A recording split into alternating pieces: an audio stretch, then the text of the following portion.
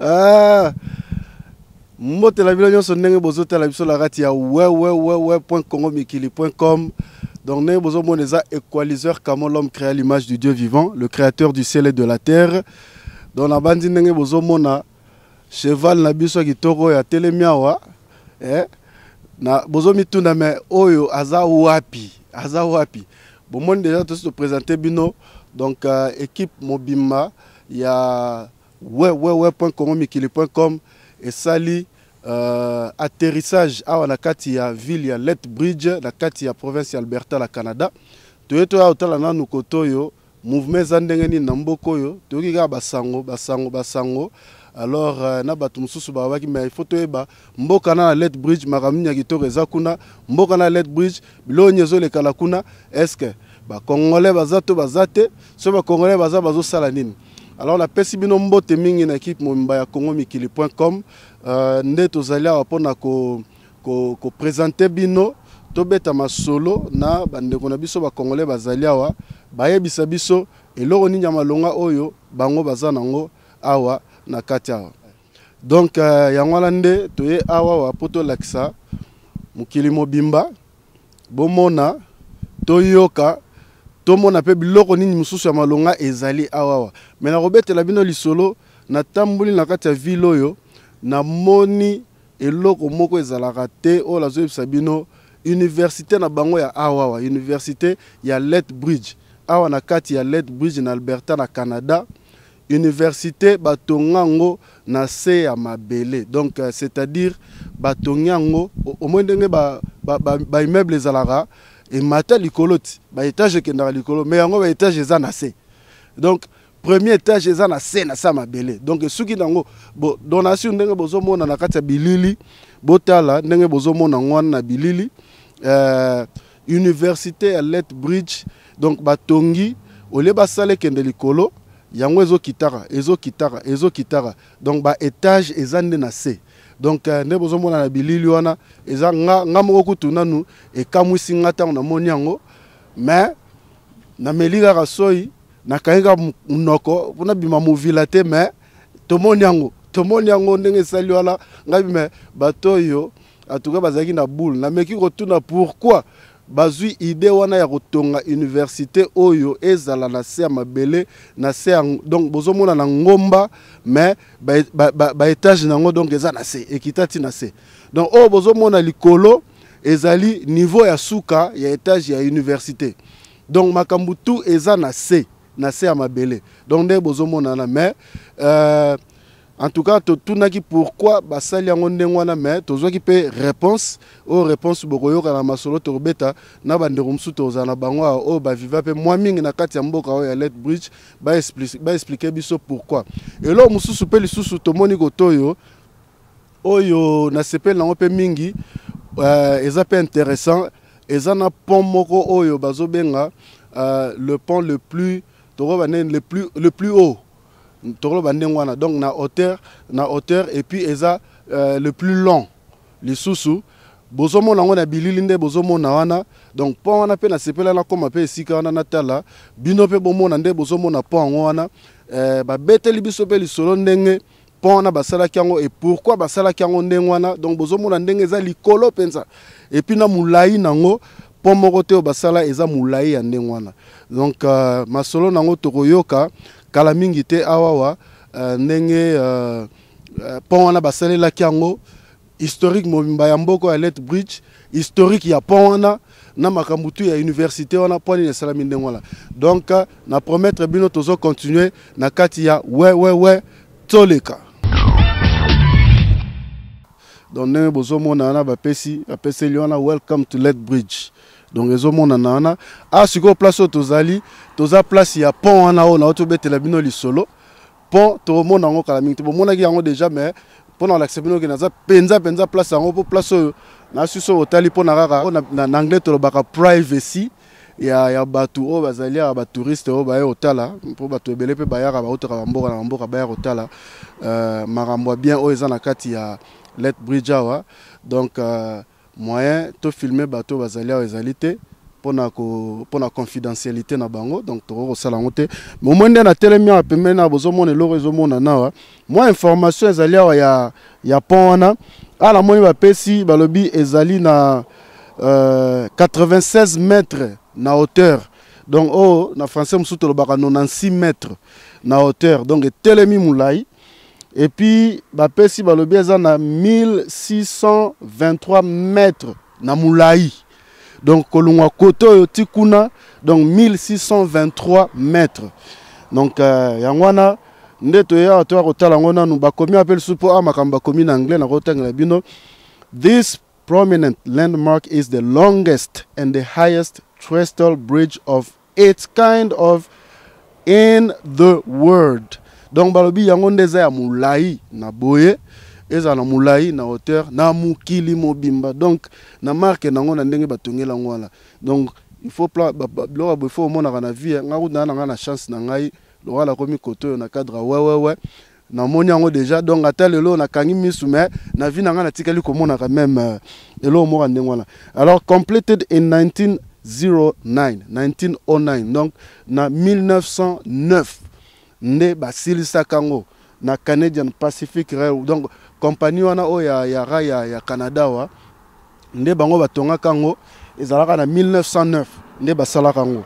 Alors sikoyo nde ngala opusa na mupanzi oyo comme ça nalakisa po bozala sûr que naza penza place ango ata bango mande bozomona pe nani yangwana omwe mulai nango bongo mulai nango ndenge ezali kolungwa koto oyo ekeiti ba kote kuna nyonso la tozomona ngo ata na hauteur donc tozomona ngo mukuse mais tant to koma kote kuna na si bomona ngo pe na zotia na bilili bomona ngo kobanda na seti likolo omona ndenge telemi na mulai nango donc na ndenge na pesi bino ba info nango ndenge totangi wana donc eza yango eza pe solo mais tokoke mulai mingi te tobeta masolo na bandengo na biso mususu nambo bazali awa ba toilette bridge biso yo tokomi na terrain wa ba misusu ifala bozala bozate bobungi so kimi so boseli na hebite mais bandeko oyo balobi ke te tokomona na photo beta masolo toilette bridge bazali tokobeta la bango masolo toilette bridge donc bandeko mususu ozali aboka mwate bosutuka tege Kongo mikile yaki koto yo mais et pourtant boyeba kiango bon na senga na bino mbongo te bobangi na bino pamba bokimi na bino pamba mais en tout cas ouais to continuer to beta masolo to ka historique mboko yo ba congolais baza bonyawa makamnini bazo sala wa to yo kanga na matoi na bango moko ouais tolek.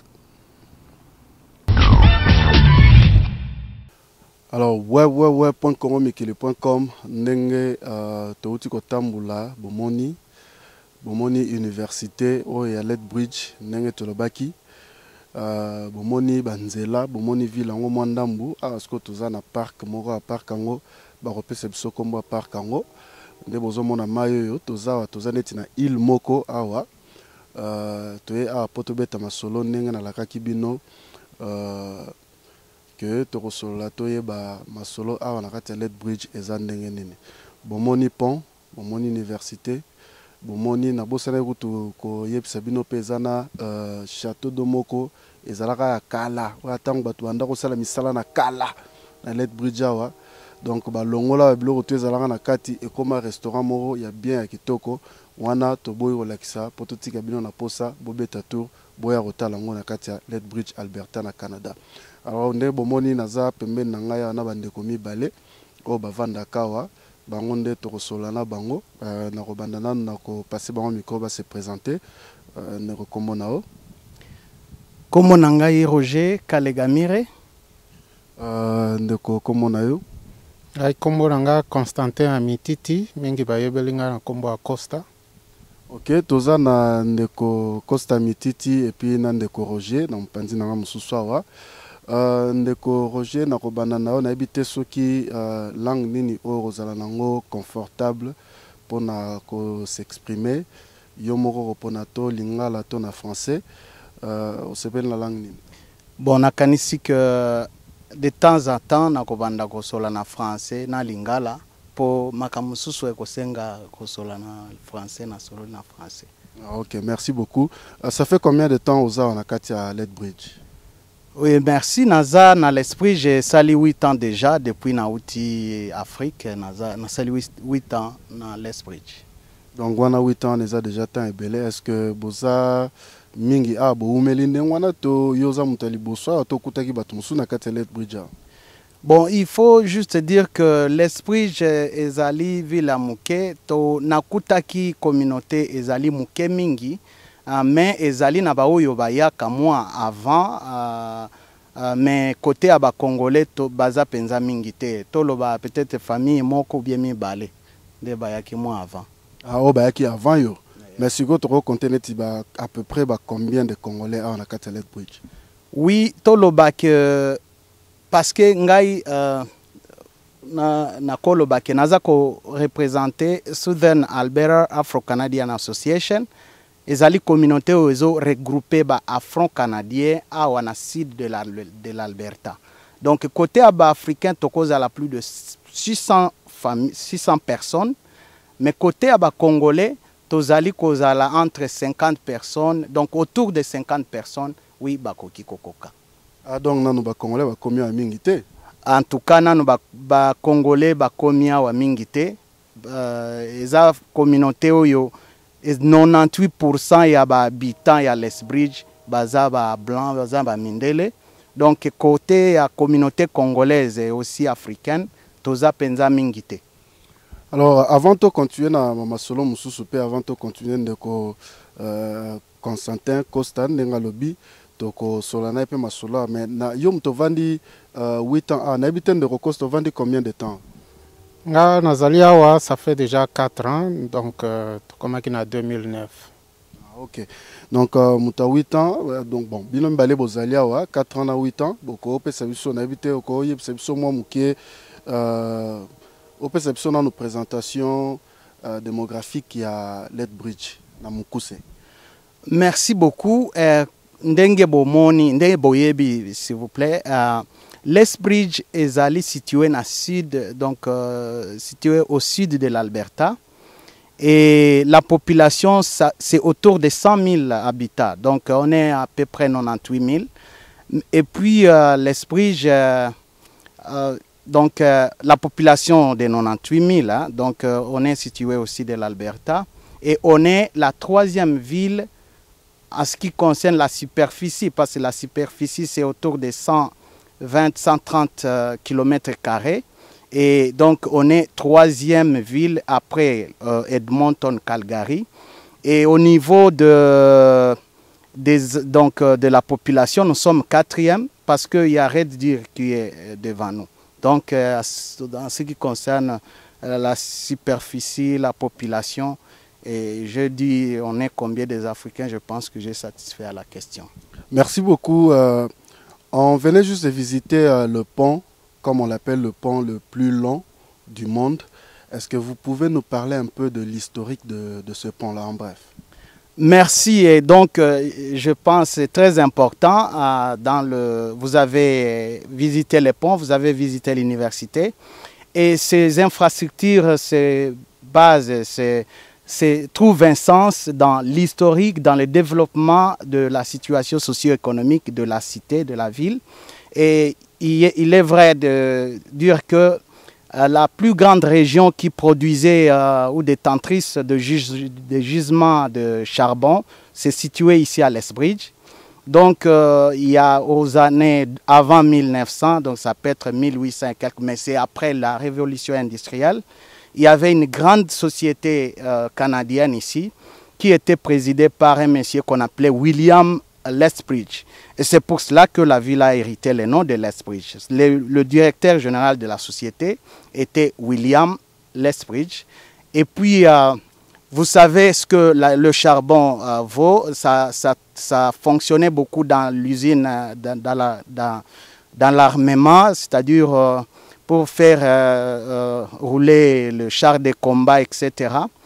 Et comme on avait la deuxième guerre mondiale, c'est cette minerai qui a beaucoup aidé à faire vaincre les adversaires de nos alliés ici.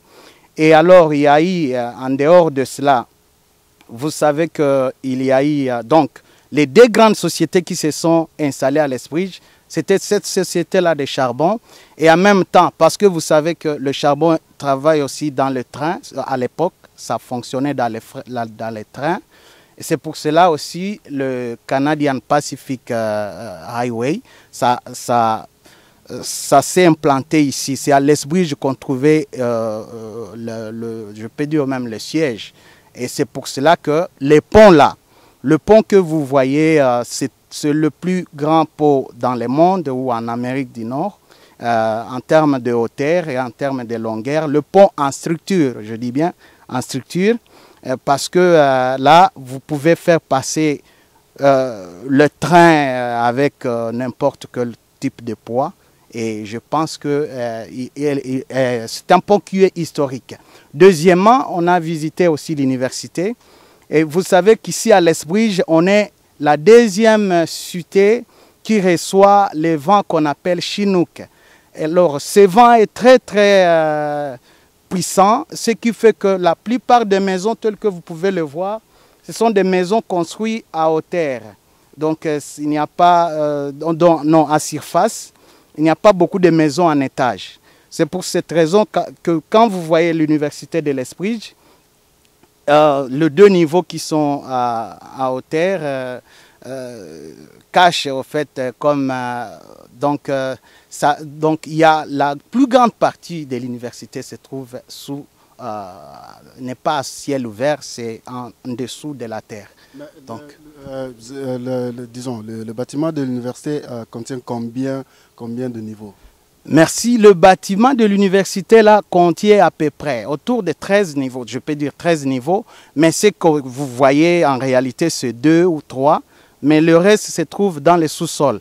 Et c'était peut-être exactement au cas où il y a, comme ici vous avez les tornados ou bien toutes sortes d'accidents, le vent, et on peut, pour qu'il y ait une possibilité peut-être d'évacuer les populations dans l'université, c'est aussi l'une des possibilités. Mais le bâtiment là de l'université aussi, tout est en béton. Vous avez vu, monsieur, tout est en béton incroyable. Il faut venir si vous voulez voir, parce que du dehors, hein, vous ne voyez pas l'aspect de la beauté, l'aspect de la solidité, mais c'est un bâtiment exceptionnellement formidable. Donc, comme vous avez dit tout à l'heure, là, vous avez parlé de la partie de l'université qui se trouve en dessous, donc dans le sous-sol. Donc, pour dire, comme ici en Amérique du Nord, là, il y a beaucoup de catastrophes naturelles. S'il y a, par exemple, s'il y en a, la population de Lethbridge peut aller utiliser l'université comme un lieu de refuge, c'est ça? En tout cas, c'est ça, monsieur le journaliste.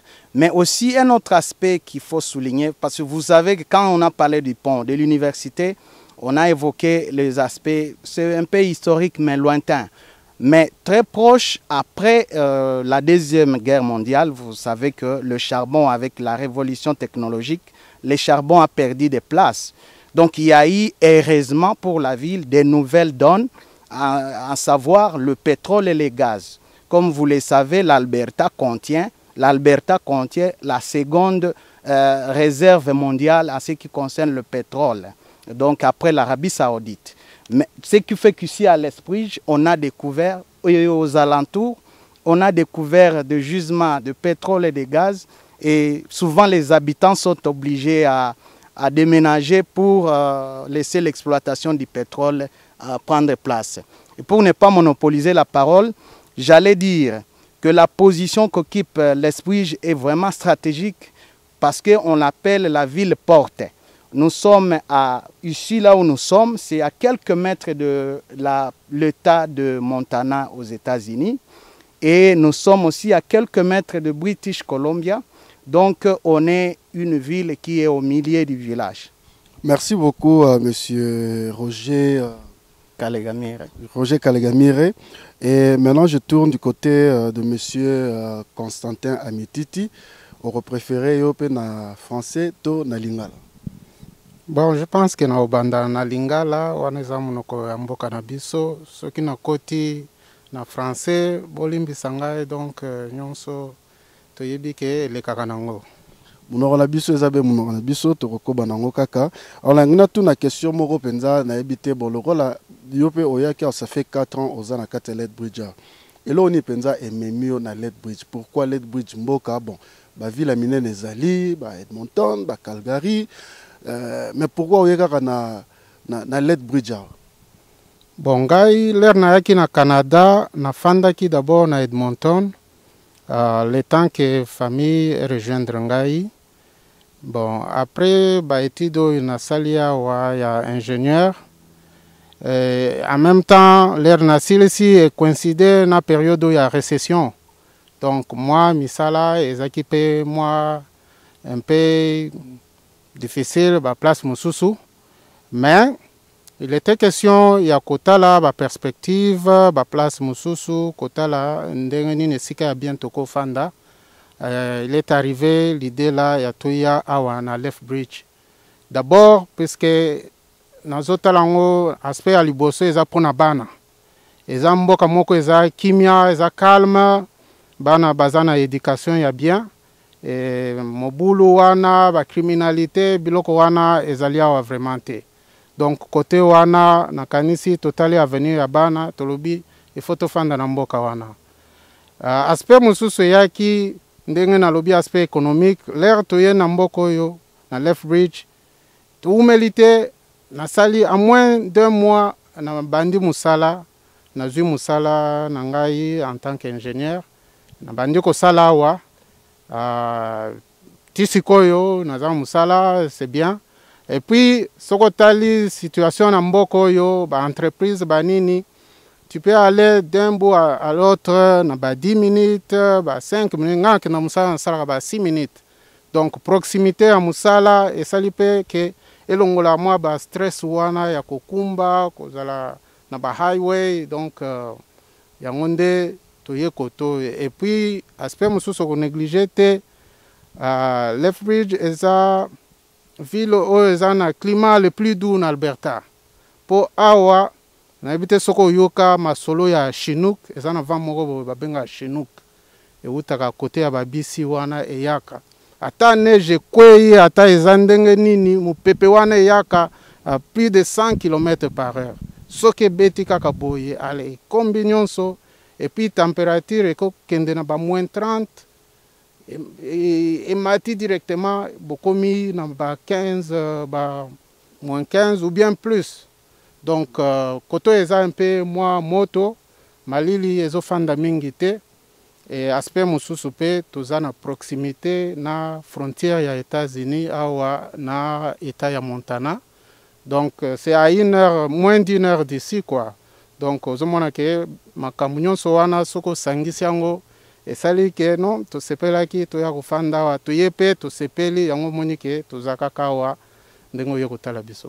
Merci mingi olobi makambo ya climat nangana tuna est-ce que bon le roi bozana sud ya Alberta est-ce que bozora pe ba neige belé na hiver? Il arrive des fois que ba neige e ko ya kapay e belé mais la différence a que neige fanda kate. Donc ce que kwei lobby obimi boyo lobby mais oh parfois ce que ozaki libanda na butute koyeba te neige koyaki po e kwei après mu pepe wana ye omonike makambo se changer. Donc neige ezalaka pe mais changement ezalaka un peu rapide que bo sali transition wana bokembala moko na ba température ya bien ya mwa moto. Merci namoni ndeko Roger Pazana likambo bakisa. Oui, merci. Na aspect il y a avantage climatique ndenge fort na biso costa auti ko relever yango na koki koloba que par rapport ya vent wana ya Chinook oye yaka, c'est-à-dire eza vent moko oyo e yaka ezali ko eza na chaleur de sorte que eza d'abord ko pupula neige toza komona neige penza tomona kango penza ya mingi tendenge ezala bisika mususu, mais en même temps vent wana et donc tozali entouré dans ce qu'on appelle, il y a des montagnes rocheuses ici, on appelle Rocky Mountain. Alors nini donc ba montagne wana na période ya sama par exemple Lethbridge eza parmi ba ville oyo ya Canada oyo ezwaka ba canicule te keno chaleur oyo ya liwa donc montagne wana ere ba vent ezoya et apaiser choc nango donc tous bandi kozwa moi mulunge mais mélanger na malili po souvent sinon etikalaka kole na montagne wana avantage yango wana. Merci Olaxi biso avantage ya kozala wa na aspect climatique mais na ngaki na tuna sikoyo soki mutu alingi mutu alobi alinga ya na Lethbridge eloko nyama longa o ezali na Lethbridge awa oke mutu akoko yela awa penza apart ndenge ndeko Costa lobi musala e umela etazo musala eza nango ezomona nango mais eloko ni muswa malonga penza oyo bino bovandeli awa bomelisa mutu soyi penza aza soki wapi abakete nga na kenda nga na Lethbridge na ke ovanda kuna na mboka mukende ngwana nayebi te ndeko Costa mutu akobanda to nga kutu nakanisi Costa yango nde Costa lobeli yango Costa aza parent avandaki na Edmonton na famille na ye na bana na mwasi Costa amoni selon ba raison ya avancé aye na Lethbridge amoni peke misala ezali awa na Lethbridge eza ville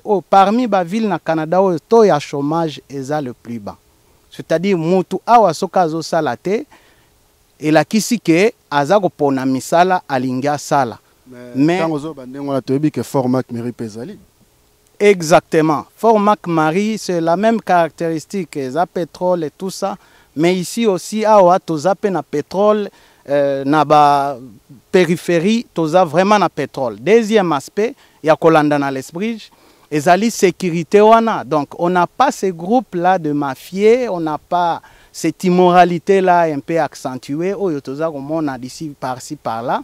Donc côté à assurance parce que avenir nangai normalement en tant que parent même yo avenir nabiso ezali yabana donc on a cette sécurité là mais en même temps Lethbridge comme il a dit on peut aller partout si on veut aller par exemple aux États-Unis et même en Afrique si je check je vois que si je fais des recherches de billets d'avion je vois que je peux voyager à partir des États-Unis aussi longtemps que j'ai le droit d'aller aux États-Unis, n'a aucun avion kuna sans beaucoup de yakotambuisananzela donc ezali na ba avantage ebele awa et puis en même temps les sous au moins que toza minorité donc biso en tant que minorité gouvernement azotale la biso moi de près par exemple ba francophone toza ebele te toza juste moins de 200 personnes et aux hommes que ba fond ba financement et yaka très souvent na koyebisa yo yango parce que ngai na évolué mingi na association ba francophone peut-être wane ko na lisolo ya suka. Merci mingi tango lobi nengo na yoki Nathalie ngamo pe na zuitan ko visiter ville na moni za ville moko propre na moni batoise belé ka nengo lobi ba africain to ba noir boza minoritaire awa baka minorité visible voilà. Mais est-ce que na matière racisme ezandengeni masolong bon en tout cas na mboko yo na moni vraiment racisme te po elo mosusu impressionnant ki biso eza akei ndenge bayambela ki biso awa donc so que na ba communauté d'accueil ou bien na ba église ozomona vraiment que batu bazozwa yo lokola famille on veut te mettre à l'aise bako aider yo na ba biloko nyonso par exemple koyeba mboka koluka misala koyeba na batu mosusu ko créer ba relation côté wana nga na moni vraiment racisme discrimination te na moni mboko yo batu awa baza vraiment bien. Merci mingi tokomo ke na suka masolo na biso je pense to rozwa lisusu mwa temps ya koluka ko passer na mboka oyo to solola en détail makambo etali ba organisme ezali awa ba business o ezali awa bande na biso ba congolais musu bazo salaka pe ba faire na bango awa to ba soki ba faire na bango ezo tambula soki ba organisme wana ezo sala nini awa na kati ya Lethbridge soki makambo nango nyonso ezo tambula bien alors on a habité soki boko zala na likambo moko ya koloba ya suka na mokuse okozwa ata mwa 1 minute ya kopesa mwa message moko na bandeko oyo bazolanda biso na minute na kati ya site na biso ya www.congomikili.com na bandi na ndeko Roger na droite na ngai. Moya koloba ezali merci mingi na bino batata ba mama na ndenge boyambi biso epa na bino. Merci lisusu mingi na yo papa journaliste, surtout à Congo Mikili.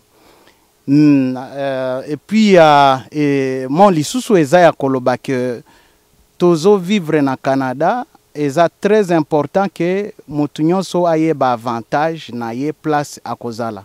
O eza ville ya malamu ya kitoko, ba shelter ezali très bien, ba service ya gouvernement fonctionner bien. Donc, nous vous encourageons de faire un pas. Si vous voulez venir, vous nous contactez. Nous sommes là pour servir la communauté. Donc, nous, moi personnellement, je suis le président des Afro-Canadiens à l'Esprit. Mais le mandat se termine d'ici la semaine prochaine, donc d'ici 1 mois. Et je compte évoluer surtout me concentrer à la communauté francophone. Je dis une fois de plus merci, mais surtout à ce qui concerne le francophone. Voici le genre de site, le genre de programmes internet ou de télévision qui sont très utiles à la communauté.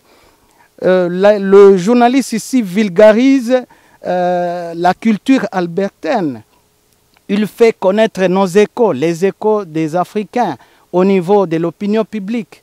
Et je pense que les organisations qui sont dans la communauté Patrimoine Canada peuvent financer ces journalistes. Vous savez, il a quitté chez lui à Edmonton pour venir ici à Lethbridge à 700 km, je pense, 700 km à ses frais pour nous voir. Et il a passé 2 journées ici à Lethbridge en train de faire des investigations. C'est un journaliste ou un journalisme professionnel. C'est ça que nous voulons pour le développement de notre pays, le Canada ici, et de nous-mêmes, surtout là où nous venons, en République démocratique du Congo. Je vous remercie. Merci beaucoup, merci de tout ce que vous avez dit. En tout cas, écoutez la mutema mingi. Bande on a biso bazola na biso o ya mangala et bande on a biso peu francophone qui nous suivait en ce moment. Vous avez tous entendu, il y a un message qu'on venait juste de lancer ici en français. Même pendant l'entrevue, je pense que vous avez capté quelques mots et quelques expressions. Vous avez capté le message qui a été passé en français. Et je tourne maintenant de l'autre côté à ma gauche avec M. Constantin. Si vous avez un dernier mot à dire, nos téléspectateurs nous suivent en ce moment. En tout cas, je vais d'abord remercier tous ceux qui nous suivent en ce moment. Je vous dis merci de tout cœur. Et aussi merci à Equalizer Camo, l'homme créé à l'image de Dieu vivant, d'être venu ici vers nous. Et à travers Equalizer, nous remercions aussi congomikili.com de nous avoir permis de passer ce message.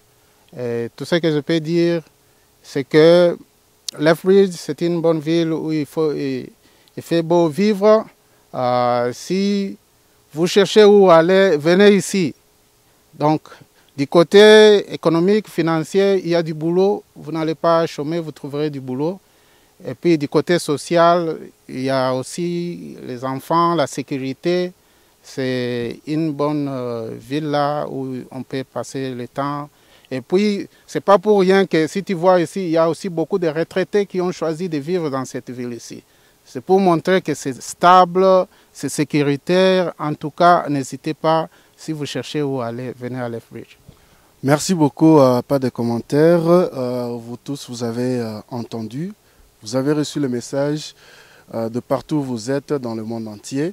soki bolingi boya boye so bolingi boya nan ko visiter boye ko visiter en tout cas to si to beti masolo mingi to visiter ngai ngamo pe na moni yango na tamul na moni mboka mo eza propre eza pe la makambo bien belé alors pona kokende musika te koloba loba mingi te na pesi bino merci ndenge bozwa kita na bino pona olanda biso merci mingi na ba ndeko nyonso oyo ba participer na réalisation ya visite na biso oyo. Merci à Tobo Sente, surtout na congomikili.com, na Yves Kabemba, oazote la biso na moment oyo. Et puis, banderonyo sur la Let Bridge, oyo bayamba ki biso awa, na bao ba monani, na bao ba monani te, je pense bozo landanga, na pesi bino vembote mingi, na bino wana. Et banderom susope bazote la biso na Katipe Edmonton, na Europe, na Montréal, na États-Unis, na Asie, na Afrique, partout oyo bolandaka biso, na katia wewewe.congomikili.com. En tout cas, nzamba pambola bino mingi na bosanité l'honorable de Bruxelles Dédé Kamunga, na bosanité Thierry le béton de l'Autriche Thierry Lunga, na bosanité Charles Lukumu, na pesi mbote na bandero nyonso bozolanda biso mama Fina Manunga Manda yo pe mbote na yangwana telanga na zana katia Let Bridge awa et na kaipe lisusu epai ya bandeko la biso nyonso oyo bakomelaka ngai na Facebook ata na ba email o batindaka ba message pona ba remarque na bino bosalaka o esalaka misala na biso ekende liboso etambula malamu mingi po tobongisa ngo pona bino bozala pe satisfait na musala o tozosala nzamba pambola bino mingi bizu na bino yangwana bye.